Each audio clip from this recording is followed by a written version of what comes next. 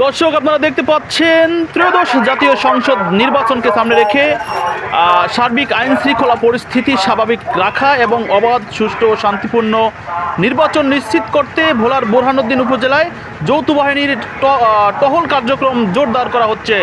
আজ বুধবার 21শে জানুয়ারি সকাল থেকে উপজেলার গুরুত্বপূর্ণ সড়ক, বাজার এলাকা, বাস স্ট্যান্ড এলাকা সহ বিভিন্ন স্থানের এবং বিভিন্ন পয়েন্টে নৌবাহিনী, পুলিশ সহ অন্যান্য আইনশৃঙ্খলা বাহিনীর সমন্বয়ে গঠিত যৌথ বাহিনী নিয়মিত টহল ও তল্লাশি কার্যক্রম পরিচালনা করছেন।